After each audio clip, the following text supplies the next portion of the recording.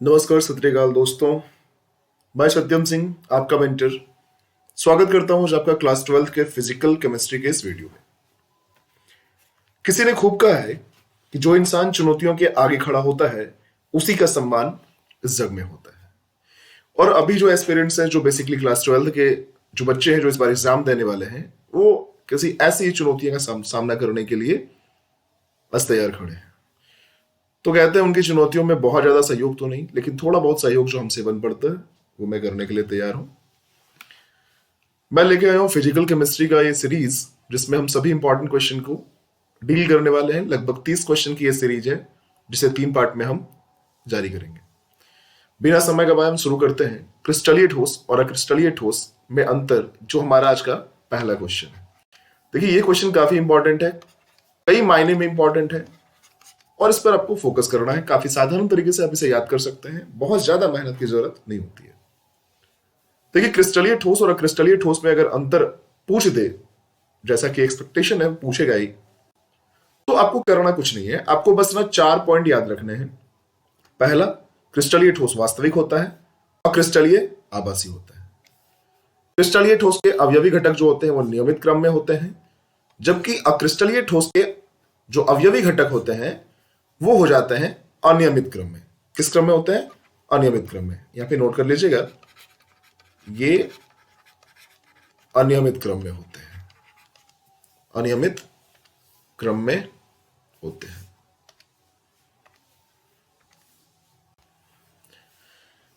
Next point की बात करेंगे तो जो क्रिस्टलीय ठोस होते हैं वो तीक्ष्ण होते हैं, कहने का मतलब है शार्प होते हैं, साथ ही इनके गलनांक जो है ना वो निश्चित होते हैं। अक्रिस्टलीय ठोस ये भी तीक्ष्ण होते हैं, लेकिन इनके निश्चित गलनांक नहीं होते हैं।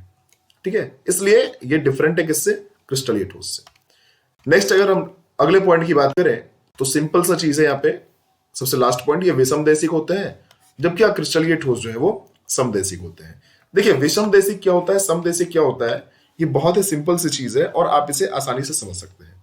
देखिए, जब विषमदेशिक की बात करेंगे तो हम यहां लिखेंगे वे ठोस। जैसे अगर कोई बोल देना कि ये विषमदेशिक ठोस होता है, तो किसका मतलब क्या समझेंगे? देखिए, वे ठोस जिनमें भौतिक गुण, ध्यान से देखिएगा, जिनमें भौतिक गुण भिन्न भिन्न दिशाओं में भिन्न भिन्न दिशाओं में भिन्न होते हैं, उन्हें विषमदेशिक कहते हैं। ठीक है, जबकि समदेशिक क्या होता है ना, सभी दिशाओं में इसके गुण बिल्कुल सेम रहेंगे। ठीक है, सभी दिशाओं में इसके गुण सेम रहेंगे। तो बस आराम से याद रखना है। पहला पॉइंट क्या करना है? पहला पॉइंट वास्तविक है, ये वास्तविक नहीं है बल्कि आभासी है, अतिशीतित द्रव के रूप में होता है। दूसरा पॉइंट, इसके अवयवी घटक नियमित क्रम में होते हैं, जबकि इसके अनियमित होते हैं। यह तीक्ष्ण होता है एवं निश्चित गलनांक के साथ होता है। यह भी तीक्ष्ण होता है, लेकिन गलनांक जो है वो निश्चित नहीं होता है। एक जो है वो विषमदेशिक है, तो दूसरा क्या है? समदेशिक है। और इस तरह से आपका पहला क्वेश्चन जो है वो होता है क्लियर। चलते हैं हम नेक्स्ट क्वेश्चन की तरफ।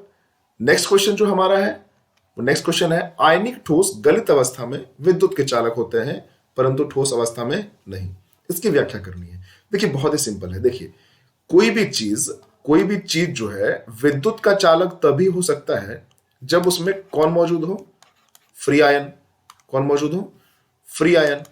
फ्री आयन ही जो है विद्युत चालकता को प्रभावित करता है। कोई चीज विद्युत चालक है या नहीं, इसके लिए फ्री आयन का होना बहुत ही ज्यादा जरूरी है। तो वास्तव में होता क्या है? गलित अवस्था में जो आयनिक यौगिक होते हैं, ये वियोजित होकर, टूटकर, डिसोसिएट्स होकर जो है, ये क्या करते हैं? मुक्त आयन देते हैं। अब चूंकि ये मुक्त आयन दे रहे हैं, इसलिए ये विद्युत का चालन करते हैं।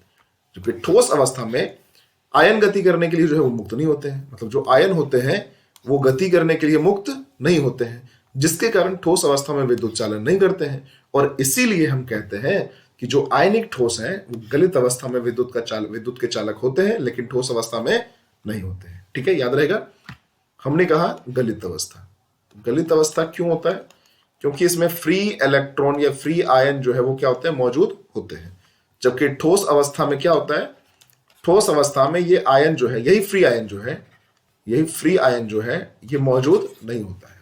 अब चूंकि फ्री आयन इसके मौजूद नहीं है, तो इस वजह से क्या होगा? ये विद्युत का चालन नहीं करेगा। ठीक है, अच्छे से देख लीजिएगा, ये भी आपका वीवीआई क्वेश्चन है। नेक्स्ट क्वेश्चन की तरफ बढ़ते हैं। अब ये सवाल है, एन टाइप अर्धचालक किसे कहते हैं? देखिए, एन टाइप, पी टाइप, ये दोनों अर्धचालक बहुत ज्यादा इंपॉर्टेंट है, ठीक है।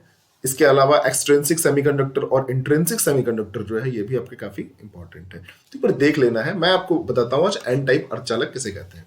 देखिए, जब किसी शुद्ध अर्धचालक जैसे जर्मेनियम हो गया या सिलिकॉन हो गया, इसमें 5 संयोजकता वाले अपद्रव्य, देखिए 5 संयोजकता वाले अपद्रव्य को बोलते हैं पंच संयोजी, ठीक है। तो जब 5 संयोजकता वाले अपद्रव्य जैसे आर्सेनिक हो गया, फास्फोरस हो गया, एंटीमनी हो गया, जब इन सभी को आप मिला देते हैं तो क्या बनता है? तो इस प्रकार के जो मिश्रित अर्धचालक होते हैं उनको बोलते हैं हम लोग एन टाइप अर्धचालक। एन टाइप अर्धचालक की खासियत कुछ होती है, जैसे एन टाइप अर्धचालक जो है इनमें बहुसंख्यक आवेश वाहक जो है वो मुक्त इलेक्ट्रॉन होते हैं। पूछ देगा कि एन टाइप अर्धचालक में बहुसंख्यक जो मुक्त इलेक्ट्रॉन, बहुसंख्यक जो आवेश वाहक होता है वो कौन होता है? मुक्त इलेक्ट्रॉन होता है, फ्री इलेक्ट्रॉन्स होता है। जबकि अल्पसंख्यक आवेश जो है वो क्या होता है? कोटर, जिसको आप लोग होल्स के नाम से भी जानते हैं। किस नाम से जानते हैं? होल्स के नाम से, ठीक है। तो याद रहना चाहिए, बहुसंख्यक आवेश वाहक कौन होगा? फ्री इलेक्ट्रॉन, और अल्पसंख्यक आवेश वाहक जो है वो कोटर या फिर होल्स हो सकता है, ठीक है। नेक्स्ट क्वेश्चन जो है ये भी काफी इंपॉर्टेंट है, पी टाइप अर्धचालक, ये भी काफी इंपॉर्टेंट है। आप स्क्रीनशॉट ले लिया कीजिए सभी क्वेश्चंस के, मैं आपको टाइम दे रहा हूँ, स्क्रीनशॉट ले लीजिए, स्क्रीनशॉट काफी बेहतर होता है, इससे आपको नोट करने का टाइम नहीं, नोट करने की जरूरत नहीं पड़ेगी, आप ऐसे ही पढ़ के एक बार समझ सकते हो, ठीक है। और भरोसा कीजिए इस बात का कि अगर आप इस सारे क्वेश्चन को भी अगर एक बार अच्छे से अगर देखते हो, एक बार बस अच्छे से देख लेते हो, तो आपको एग्जाम में ना फील होगा ये सारे क्वेश्चन जो है मैंने तो पढ़े हैं, और जो कि आपने पढ़े हैं तो जाहिर सी चीज है आप आंसर भी प्रॉपर तरीके से लिखेंगे, तो ये आपके लिए बहुत ही बेहतर है। तो इसे इग्नोर ना करें, बल्कि प्रॉपर तरीके से, और वीडियो को स्किप ना करें। वीडियो को स्किप करने से ना आपको जो ऑब्जेक्टिव टर्म्स समझ में आएंगे वो आपका मिस हो जाएगा। जैसे अगर पूछ दे कि एन टाइप अर्धचालक में जो है किस प्रकार के हम अपद्रव्य को मिलाते हैं, तो सीधा हम बोलेंगे पंच संयोजी वाले अपद्रव्य जो है, ठीक है। किस तरह के अपद्रव्य मिलाते हैं? पंच संयोजी। नेक्स्ट बढ़ते हैं पी टाइप, ये भी काफी इंपॉर्टेंट है। देखिए, इसमें 3 संयोजी, इसमें त्रिसंयोजी जो है, इसमें 3 संयोजकता वाले, जिसे हम लोग क्या कहते हैं? त्रिसंयोजी। देखिए, कहते हैं जब किसी शुद्ध अर्धचालक जैसे जर्मेनियम और सिलिकॉन हो गए, इसमें 3 संयोजकता वाले अपद्रव्य जैसे एल्यूमिनियम, बोरॉन और गैलियम जो है, अगर इनको हम मिला देते हैं तो इस प्रकार के बने मिश्रित अर्धचालक को हम क्या कहते हैं? पी टाइप अर्धचालक कहते हैं। देखिए, पी टाइप अर्धचालक में होता क्या है, जो बहुसंख्यक आवेश वाहक जो होते हैं वो फ्री होल्स जो होता है ना, मुक्त कोटर जिसको बोलते हैं, ये होते हैं, और अल्पसंख्यक आवेश जो है वो वाहक इलेक्ट्रॉन होता है। देखिए, यहां पे ना एक अंतर आपको देखने को मिलेगा एन टाइप और पी टाइप में। यहां पे जो बहुसंख्यक आवेश वाहक था एन टाइप में, आपने देखे होंगे पिछले स्लाइड में कि जो बहुसंख्यक आवेश वाहक था वो क्या था? फ्री इलेक्ट्रॉन था। जबकि अल्प वाला जो था, जो अल्प वाला था ये क्या था? ये होल्स था, जिसको कोटर बोलते थे। पी टाइप में यही चीज ना अलग हो जाती है। पी टाइप में जो बहुसंख्यक होता है वो फ्री क्वार्टर जो होता है ना, फ्री होल्स जो होता है, जिसको हम लोग मुक्त क्वार्टर बोलते हैं, ये हो जाता है। और अल्पसंख्यक की बात करें तो अल्पसंख्यक हमारा जो है वो हो जाता है इलेक्ट्रॉन। तो ये एक अंतर है पी टाइप और एन टाइप में। इसके अलावा एक और अंतर है, जहां पे पी एन टाइप में हम पंच संयोजी जो है अपद्रव्य को मिला रहे थे, वहीं पे पी टाइप में हम जो है वो एक त्रिसंयोजी इलेक्ट्रॉन, त्रिसंयोजी टर्म्स को हम मिला रहे हैं। अब देखिए, एक इंपॉर्टेंट चीज में देखिएगा जो अक्सर पूछा जाता है, डोपिंग क्या है? देखिए, अगर आपसे पूछ दिया जाए कि डोपिंग बताइए, कई बार आता है डोपिंग, ये एक ऐसा टर्म है जो अक्सर पूछा जाता है और हर किसी को पता होना भी चाहिए कि आखिर डोपिंग कहते किसको है, आखिर डोपिंग कहते किसको है। तो आप देखिए, बिना समय गवाए अच्छे से नोट कर लीजिए डोपिंग किसे कहते हैं। देखिए, डोपिंग का बहुत ही सिंपल सा परिभाषा है। अगर किसी शुद्ध अर्धचालक में, देखिए, अगर किसी शुद्ध अर्धचालक क्रिस्टल में किसी विशेष किसी विशेष विधि द्वारा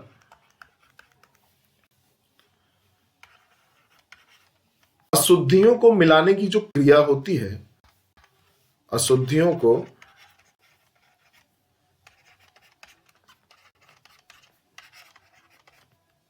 मिलाने की जो क्रिया होती है उसे डोपिंग कहते हैं। क्या कहते हैं उसे? डोपिंग कहते हैं। देखिए, डोपिंग जरूरी है। डोपिंग एक ऐसा प्रोसेस है जो बहुत जरूरी है। क्यों? क्योंकि जो अर्धचालक होते हैं, अर्धचालक की चालकता को बढ़ाने के लिए डोपिंग एकदम से जरूरी है। मतलब डोपिंग अत्यंत आवश्यक है। ठीक है? तो जहां पे हमने क्या देखा कि एन टाइप, जहां पे जो सेमीकंडक्टर था हमारा, एन टाइप सेमीकंडक्टर में हम किसका यूज कर रहे थे? तो एन टाइप सेमीकंडक्टर में हम यूज कर रहे थे बेसिकली पंच संयोजी जो होते हैं उनका यूज कर रहे थे, जबकि पी टाइप में हम त्रिसंयोजी यूज कर रहे थे। एन टाइप में जो है हमने बताया कि एन टाइप में जो है वो बहुसंख्यक आवेश के लिए हमको जो है फ्री इलेक्ट्रॉन की जरूरत पड़ रही थी, और अल्पसंख्यक आवेश के लिए आवेश के वाहक जो है वो कोटर हो रहे थे। जबकि वही पी टाइप में ये चीज बिल्कुल बदल गया। पी टाइप में जो है हमको बहुसंख्यक आवेश वाहक के लिए मुक्त कोटर हो गया, और अल्पसंख्यक आवेश वाहक जो है वो हो गए इलेक्ट्रॉन। एक में त्रिसंयोजी पंच संयोजी मिला रहे थे, दूसरे में त्रिसंयोजी मिला रहे हैं। ठीक है? और इसी क्रम में डोपिंग वाली कहानी भी हमारी बिल्कुल क्लियर हो गई। इससे हम ये भी समझ गए कि किसी भी अर्धचालक की अगर चालकता को बढ़ाना है तो उसमें डोपिंग करना ही करना पड़ेगा। और डोपिंग कहते हैं किसको है? तो सीधा सा अर्थ है इसका, यदि किसी शुद्ध अर्धचालक क्रिस्टल में किसी विशेष विधि द्वारा अगर हम अशुद्धियों को मिलाते हैं तो उनके इस मिलाने की जो क्रिया होती है उसे हम क्या कहते हैं? डोपिंग कहते हैं। ठीक है? चलिए हम नेक्स्ट बढ़ते हैं अपने नेक्स्ट स्लाइड की ओर। नेक्स्ट क्वेश्चन है, इसका स्क्रीनशॉट ले लें आप एक बार तो ज्यादा बेहतर होगा आपके लिए, क्योंकि अगर डोपिंग पूछ दिया जाए तो आपको इससे समस्या नहीं होगी। हम नेक्स्ट क्वेश्चन की तरफ चले तो देखिए, ये ना सवाल बड़ा इंपॉर्टेंट माना जाता है। ये सवाल भी काफी इंपॉर्टेंट है आपके लिए। देखिए, चुंबकीय गुणों के आधार पर ना पदार्थों का वर्गीकरण किया गया है, और इसमें ना 3 प्रमुख चुंबक के बारे में बात किया गया है। एक हमारा चुंबक जो होता है वो हो जाता है प्रतिचुंबकीय, एक जो पदार्थ हो जाता है हमारा प्रतिचुंबकीय पदार्थ। दूसरा होता है अनुचुंबकीय पदार्थ, और तीसरा होता है हमारा लोह चुंबकीय पदार्थ। कई बार ऐसा देखा गया है कि इन्हीं तीनों में से क्वेश्चन को बार बार रिपीट करके पूछा जाता है। जैसे कभी प्रतिचुंबकीय पूछ दिया तो नेक्स्ट ईयर अनुचुंबकीय पूछ दिया, या फिर अगले साल हो सकता है लोह चुंबकीय पदार्थ से क्वेश्चन पूछ दिया। तो हमको क्या करना है ना, इन तीनों को अच्छे से देख लेना है। सबसे पहला सवाल, प्रतिचुंबकीय पदार्थ क्या होगा? तो प्रतिचुंबकीय पदार्थ समझने के लिए हमें यह समझना पड़ेगा कि वास्तव में प्रतिचुंबकीय पदार्थ होता क्या है। देखिए, इसके बारे में एक बहुत ही सिंपल सा चीज है कि प्रतिचुंबकीय पदार्थ बेसिकली इसके दोनों सिरों की अगर हम बात करें तो कह रहा है वे पदार्थ जो किसी चुंबक के सिरों के निकट लाए जाने पर हल्के से प्रतिकर्षित होते हैं। याद रखिएगा कि अगर किसी चुंबक के सिरों के निकट हम इसको लाते हैं तो ये हल्के से प्रतिकर्षित होते हैं। प्रतिकर्षित मतलब होता है थोड़ा दूर चले जाना। जैसे मान लेते हैं ये लाए तो थोड़ा क्या हो गया, ये वाला पार्टनर थोड़ा सा दूर चला गया, प्रतिकर्षित हो गया, ये थोड़ा दूर चला गया, प्रतिकर्षित इसी को बोलते हैं। इसके अलावा जब आप इसको चुंबकीय क्षेत्र में रखते हैं तो चुंबकीय क्षेत्र में रखे जाने पर ये क्षेत्र की विपरीत दिशा में बहुत कम चुंबकित होते हैं। तो इस प्रकार के बने जो पदार्थ होंगे उसको क्या कहेंगे? हम प्रतिचुंबकीय पदार्थ कहेंगे। और जब पदार्थों के जो इसके गुण को जो प्रदर्शित करता है इसे हम प्रतिचुंबकत्व कहते हैं। उदाहरण के रूप में हम चांदी ले सकते हैं, सोना ले सकते हैं, मोना ले सकते हैं, नहीं मोना ले सकते हैं, चांदी, सोना, हाइड्रोजन, नाइट्रोजन, जस्ता, नमक, ये सभी चीजें ले सकते हैं। ये सभी प्रतिचुंबकीय पदार्थ के रूप में देखे जाते हैं। इसके अलावा अगर हम बात करें तो इसके अलावा कुछ चीजें हैं जिसे और देख सकते हैं। जैसे प्रतिचुंबकीय पदार्थों की चुंबकीय प्रवृत्ति जो है वो कम तथा ऋणात्मक होती है। ये देखिए एक बहुत इंपॉर्टेंट पॉइंट है। जो प्रतिचुंबकीय पदार्थ होते हैं इनकी चुंबकीय प्रवृत्ति जो है वो कम होती है और साथ ही क्या होती है? ऋणात्मक होती है। इसके अलावा जब इन पदार्थों को चुंबकीय क्षेत्र में रखते हैं हम तो इनमें चुंबकीय फ्लक्स घनत्व निर्वात की तुलना में कुछ कम हो जाता है। जो चुंबकीय फ्लक्स घनत्व है ये थोड़ा सा निर्वात यानी कि वैक्यूम की तुलना में थोड़ा कम हो जाता है।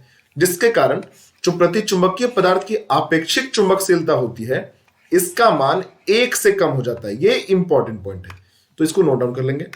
ये जो वैल्यू है, ये 1 से कम वाला वैल्यू जो है, ये किसका होता है? प्रतिचुंबकीय पदार्थ में हो जाता है। इसके अलावा यहां पे एक और पॉइंट जो आपको याद रखना है वो ये है कि प्रतिचुंबकीय पदार्थ की चुंबकीय सुग्राह्यता जो है वो ताप पर निर्भर नहीं करती। मतलब ये टेम्परेचर से क्या है, पूरी तरह से फ्री है, तापमान का इस पर कोई भी असर नहीं पड़ता है। ठीक है, तो इसमें हमको समझना क्या है, इसमें याद क्या रखना है हमको, जो है पहला याद रखना है कि चुंबकीय पदार्थों की चुंबकीय प्रवृत्ति कम होती है, साथ ही ये ऋणात्मक होती है।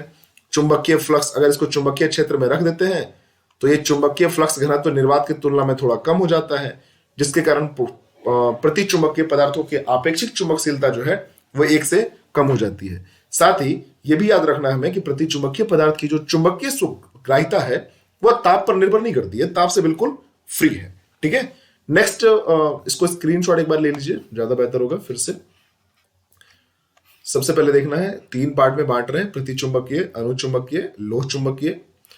फिर प्रतिचुंबकीय को देख रहे हैं, है ना, वे पदार्थ जो किसी चुंबक के सिरों के निकट लाए जाने पर हल्के से प्रतिकर्षित होते हैं एवं चुंबकीय क्षेत्र में रखे जाने पर क्षेत्र की विपरीत दिशा में बहुत कम चुंबकित होते हैं, और इस प्रकार के पदार्थों को हम प्रतिचुंबकीय पदार्थ कहते हैं, और इसी गुण को हम प्रतिचुंबकत्व भी कहते हैं। ले लीजिए स्क्रीनशॉट इसका। देखिए एग्जाम काफी नजदीक है, तो अब आपको बहुत ज्यादा नहीं पढ़ना है, बल्कि उन चीजों को पढ़ना है जो आपके लिए ज्यादा सही है। और आपके लिए सबसे ज्यादा सही क्या है ये हमारे ऊपर छोड़ दीजिए, हम लेके आ रहे हैं, बस देखते जाइए, है ना। बस चैनल को लाइक करना, सब्सक्राइब करना और फॉलो करना नहीं भूलिएगा। हमारी मेहनत है भैया, आपका सहयोग ही तो है हमें आगे लेके जाएगा, है ना। चलिए नेक्स्ट क्वेश्चन की ओर देखते हैं। अब दूसरा चुंबक जो हमारा था वो थोड़ा ना हमारा बड़ा लाडला है भैया, ये अनुचुंबकीय पदार्थ। अब अनुचुंबकीय पदार्थ क्या होता है ना, थोड़ा इसको भी देख लीजिए। देखिए ये ना बड़ा होशियार चुंबक है। देखिए जब भी किसी चुंबक के सिरों के निकट आप इसको लाएंगे तो ये ना बिल्कुल हल्का सा आकर्षित होता है ना, बड़ा सख्त भैया। इसको चुंबक के सिरों के निकट भी लाएंगे ना, हल्का सा आकर्षित होगा, भले इसका मन करे ज्यादा आकर्षित होने का, लेकिन होगा आकर्षित बड़ा कम। लेकिन जैसे ही चुंबकीय क्षेत्र में आप इसको रखिएगा तो क्षेत्र की दिशा में ये मामूली से चुंबकित होंगे। यहां भी जो है, यहां भी थोड़ा सा ऐंठ दिए अपना जो है ना। हम पहले बताए थे कि बड़ा सख्त है ये लगा जो है, इसीलिए बताए थे कि ये ज्यादा दुलरुआ है जो है। मतलब किसी चुंबक के सिरों के निकट लाइएगा तो भी मामूली से आकर्षित होगा, और चुंबकीय क्षेत्र में भी रख दीजिएगा तो क्षेत्र की दिशा में भी ये मामूली, मतलब बहुत कम जो है वो चुंबकित होता है। और इस प्रकार के जो पदार्थ होते हैं ना उनको कहते हैं अनुचुंबकीय पदार्थ। जैसे में प्लैटिनम, इसीलिए तो महंगा है नहीं है। हालांकि बोलेगा सर अल्युमिनियम कौन सा महंगा है, अरे हाँ ठीक है, अल्युमिनियम महंगा नहीं है, हम मान रहे हैं, ठीक है, लेकिन बड़ा उपयोगी है। साथ में सोडियम, ऑक्सीजन, कैल्शियम, ये सभी जो है अनुचुंबकीय पदार्थ हैं। आप ना प्लैटिनम से याद रखिएगा ना, एकदम से सख्त आदमी है ना, बड़ा महंगा, डिमांडेड है ना। कि इसको चुंबक के सिरों के निकट भी ले जाइएगा तो मामूली से आकर्षित होगा, चुंबकीय क्षेत्र में रख दीजिएगा तो भी इसमें जो है बड़ा कम चुंबकित होगा। ठीक है, प्लैटिनम, एल्युमिनियम और सोडियम, है ना। चलिए इसके अलावा देखिए, अब इसके इंपॉर्टेंट पॉइंट जो आपको याद रखने हैं, क्या याद रखने हैं कि इसकी चुंबकीय प्रवृत्ति जो है वो कम होती है, साथ ही धनात्मक होती है। इसके अलावा अगर इसको चुंबकीय क्षेत्र में रखते हैं तो चुंबकीय फ्लक्स घनत्व का मान निर्वात की तुलना में थोड़ा सा बढ़ जाएगा। याद रखिएगा पिछले वाले में घट रहा था, अभी क्या हो रहा है, बढ़ रहा है। अब देखिए चूंकि ये बढ़ रहा है तो चुंबकशीलता का मान जो है 1 से थोड़ा सा बड़ा हो जाता है। 1 से क्या हो जाएगा, थोड़ा सा बड़ा हो जाएगा, 1 से थोड़ा सा बड़ा हो जाएगा।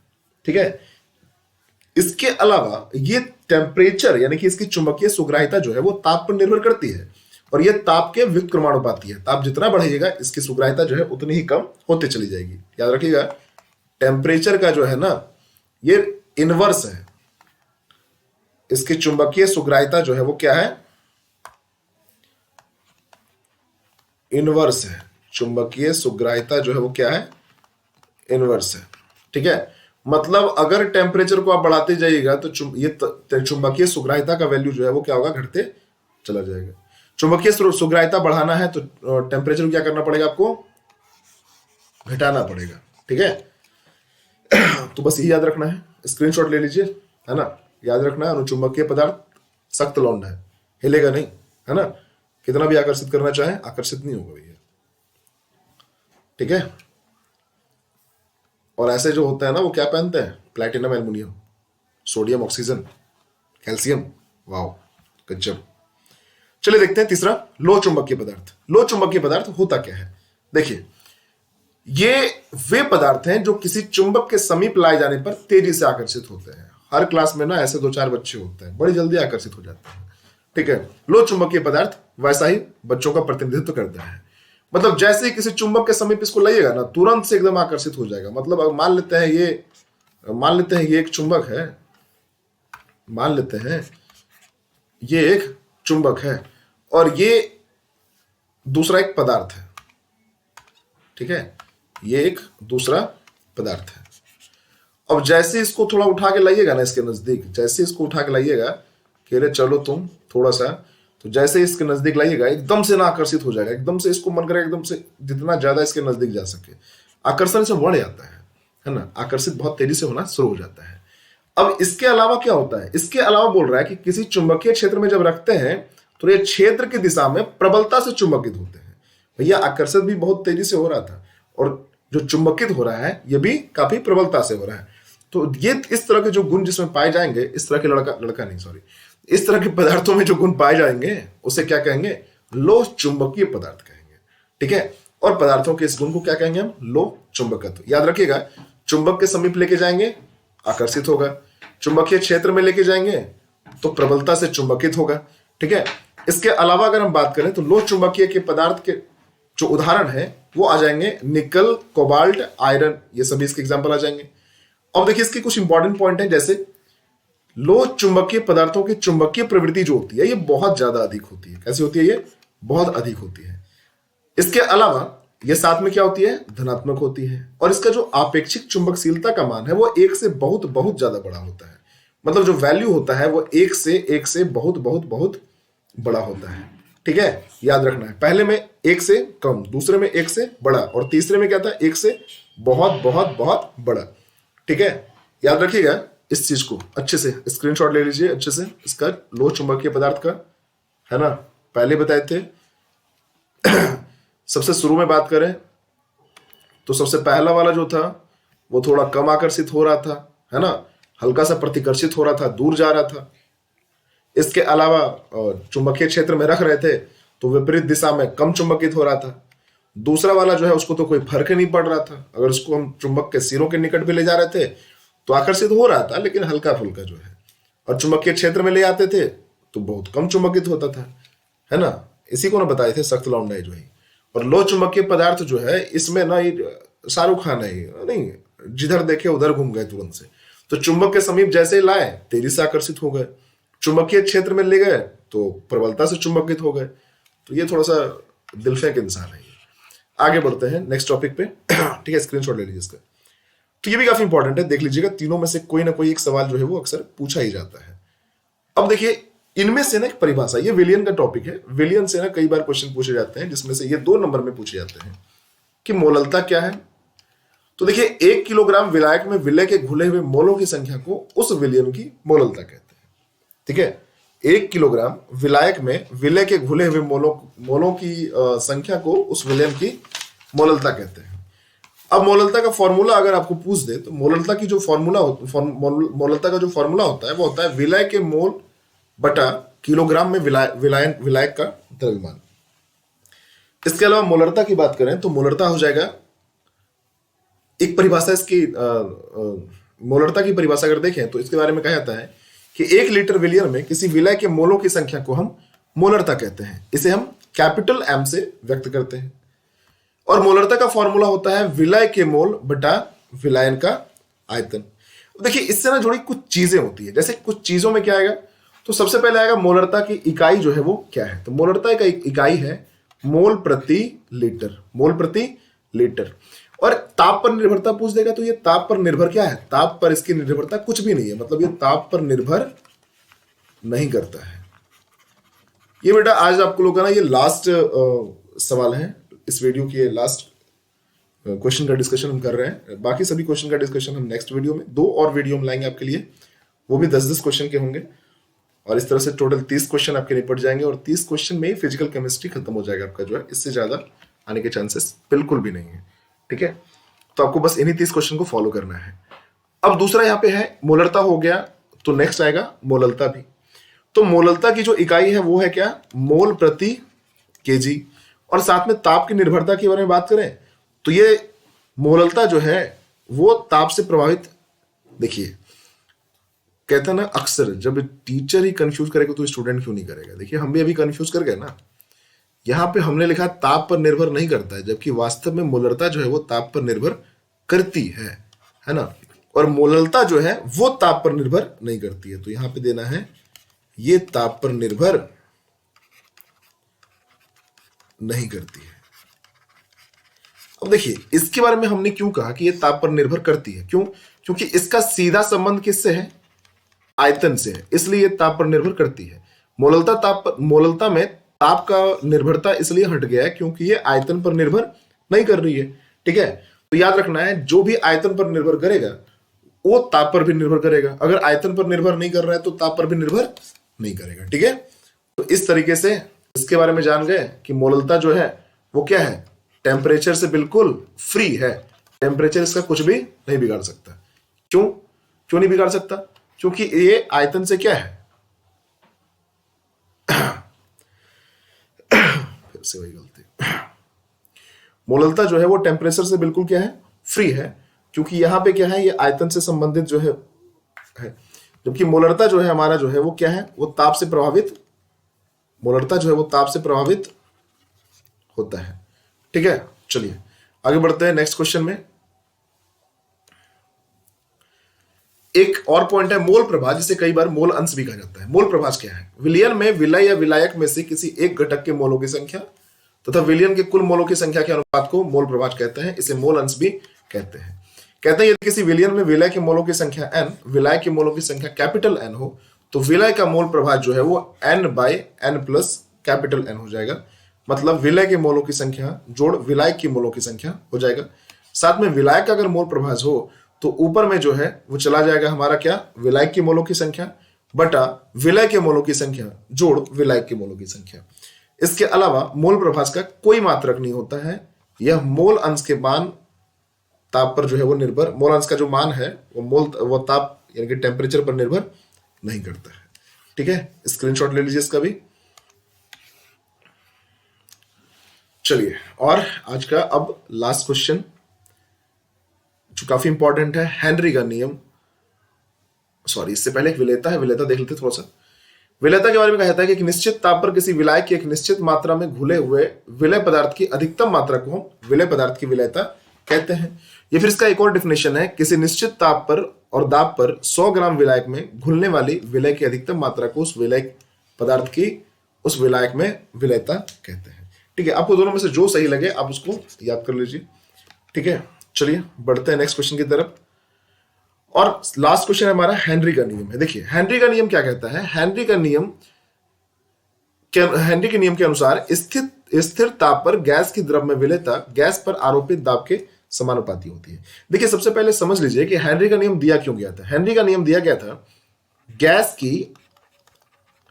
गैस की द्रव में विलेयता से संबंधित चीजों के बारे में जानने के लिए। मतलब सीधा सीधा ये समझ लीजिए कि गैस की द्रव में विलेयता से संबंधित जानकारी का पता जो है वो हमें हेनरी के नियम से पता लगता है, और इसीलिए कहा गया है कि स्थिर ताप पर किसी गैस की द्रव में विलेयता जो है वो गैस पर आरोपित दाब के समानुपाती होता है। अब देखिए हेनरी का नियम की ना कुछ सीमाएं भी है, लेकिन उससे पहले एक चीज और जान लीजिए कि जब ताप को स्थिर कर दिया जाता है तो द्रव में गैस की सांद्रता का मान दाब के समानुपाती हो जाता है। ठीक है, मतलब कहने का मतलब यह है कि यहाँ पे अगर एक पॉइंट अगर हम लिखना चाहें तो ये बेशक लिख सकते हैं, कोई बहुत बड़ी चीज नहीं है। इस जगह पे हम इसको नोट डाउन कर लेते हैं। यहां पे लिखेंगे कि जब ताप को स्थिर रखा जाता है तो द्रव में गैस की सांद्रता का मान दाब के समानुपाती होता है। मतलब m जो है वो डायरेक्टली प्रोपोर्शनल हो जाएगा किसके, p के। ठीक है, तो अगर m डायरेक्टली प्रोपोर्शनल है p के, इसका मतलब क्या हो गया, m बराबर क्या हो जाएगा kp, जहां पे m जो है हम कहते हैं द्रव में घुली गैस की मात्रा होती है, द्रव में घुली गैस की मात्रा होती है, द्रव में घुली गैस की मात्रा हो गई। इन सब के अलावा अगर हम बोले तो जो k है इसको हेनरी नियतांक भी बोलते हैं हम लोग, इसको जो है हेनरी नियतांक भी हो गया। और जो p है ये तो हम सब जानते हैं कि p जो है वो साम्य अवस्था में गैस का, साम्य अवस्था में गैस का दाब है। ठीक है, तो ये सारी चीजें आ जाएंगी। हेनरी के नियम जब भी आपको लिखने के लिए मिलेंगे तो आपको हेनरी के नियम को पूरा लिखना है कि हेनरी का नियम है क्या या किस चीज के लिए किया गया है। तो सबसे पहले तो हेनरी का नियम क्यों दिया गया भैया, हेनरी का नियम गैस की द्रव में विलेयता से संबंधित है। इस नियम के अनुसार स्थिर ताप पर किसी गैस की द्रव में विलेयता जो है वो गैस पर आरोपित दाब के समानुपाती होगा। कहने का मतलब है जब ताप को स्थिर रखा जाता है, जब ताप को स्थिर रखते हैं हम, तो ऐसे कंडीशन में क्या होता है कि द्रव में गैस की सांद्रता का मान जो है वो दाब के समानुपाती हो जाता है। मतलब m का जो मान है वो p के समानुपाती होगा, इसलिए m बराबर kp आपका निकल गया। m जहां हो गया द्रव में घुली गैस की मात्रा, p हो गया हमारा साम्य अवस्था में गैस का दाब, और सबसे नेक्स्ट k जो है वो हेनरी नियतांक कहते हैं। देखिए इसके साथ ये भी पूछ देता है हेनरी के नियम की सीमाएं क्या है। ठीक है, देखिए जो भी बताया जा रहा है इस वीडियो में ना वो आपके लिए बहुत ज्यादा इंपॉर्टेंट है, इसको इग्नोर मत कीजिएगा और इसको ना स्किप मत कीजिएगा। अब पूरा वीडियो देखिए, वीडियो देखने से ना आपको आपके बहुत सारे ऑब्जेक्टिव क्वेश्चन जो है वो क्लियर होंगे, साथ ही साथ सब्जेक्टिव आप बेहतर तरीके से समझ पाएंगे। बस एक वीडियो देख लेने से आप आंसर लिखने के लिए काफी कैपेबल हो जाएंगे। देखिए हेनरी के नियम की सीमाएं क्या है। हेनरी का नियम बहुत निम्न ताप पर लागू नहीं होता है, पहला, यानी कि जब भी हेनरी का नियम एप्लीकेबल करेंगे तो टेम्परेचर को हमको एक सुटेबल टेम्परेचर पर रखना चाहिए, टेम्परेचर जो है वो कम नहीं रख सकते हैं। इसके अलावा अगर प्रेशर को हम बहुत ज्यादा कर दें तब भी यह कार्य नहीं करेगा। इसके अलावा यह नियम तभी लागू होता है जब गैस की विलेयता का मान विलायक में बहुत कम होता है। साथ ही साथ पानी में NH3 और HCl इन दोनों गैसों की विलेयता पर जो है हेनरी का नियम लागू नहीं होता है। कारण क्या है कि NH3 गैस पानी के साथ क्रिया करके यौगिक बना लेती है, और दूसरी तरफ जो हाइड्रोक्लोरिक है वो HCl ये पानी में आयनित हो जाता है। तो इसके कारण क्या होता है, ये दोनों जो है इन दोनों गैसों पर हेनरी के जो है नियम जो है वो लागू नहीं होते हैं। देखिए इस तरीके से क्या होता है, फिजिकल केमिस्ट्री का हमारा आज का वीडियो जो है यहीं पे खत्म होता है। जो स्क्रीनशॉट इसका नहीं ले पाए, जो लिख नहीं पाए, वो इसका स्क्रीनशॉट ले लेंगे और स्क्रीनशॉट कर लेंगे। हेनरी का नियम बेटा फिर से बोल रहे हैं, हेनरी का नियम ना इसको अगर 5-7 बार भी VBI करवाओगे ना तो भी हम लिखने के लिए तैयार हैं। लिख के ले लो ये VBI, ये हेनरी का नियम और इसकी सीमाएं तो बिल्कुल आएंगी आएंगे। साथ ही साथ इससे रिलेटेड जो ऑब्जेक्टिव सेक्शन है वो सेक्शन भी आपके लिए काफी इंपॉर्टेंट है। ठीक है, तो फिर से एक बार जो स्नैप नहीं लिए हैं, जो स्क्रीनशॉट नहीं लिए हैं वो फटाफट ले लेंगे। ठीक है, तो बेटा मेहनत तो करना ही पड़ेगा, मेहनत बिना किए तो काम चलने वाला है नहीं। ठीक है, मेहनत बिना किए काम चलने वाला है नहीं, मेहनत करना ही पड़ेगा आपको। हम भी मेहनत कर रहे हैं, आप भी मेहनत करो, आपके लिए बेहतर होगा, हमारे लिए भी बेहतर होगा। आप अगर बेहतर करते हो तो हमें ज्यादा खुशी मिलेगी।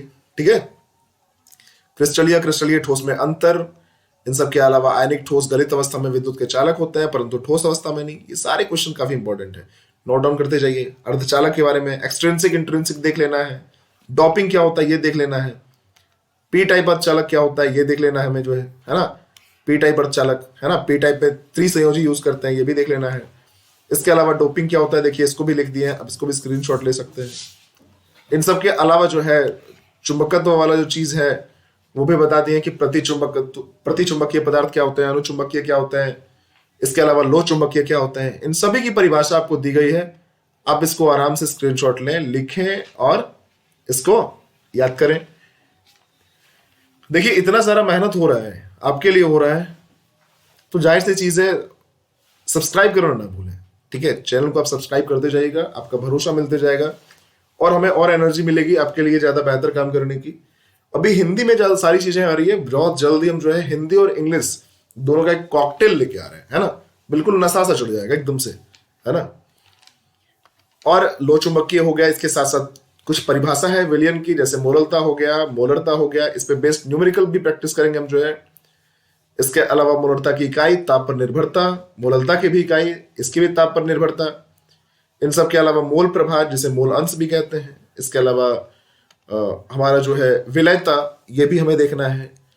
और सबसे इंपॉर्टेंट आज का हीरो हेनरी का नियम और इसकी सीमाएं। ये सारे क्वेश्चन जो है काफी इंपॉर्टेंट है, इस सभी चीजों को देखना है। याद रखिएगा, सब्सक्राइब करना ना भूलें हमारे चैनल को, ठीक है। आज की वीडियो यहीं पे खत्म होती है, ठीक है। Thank you.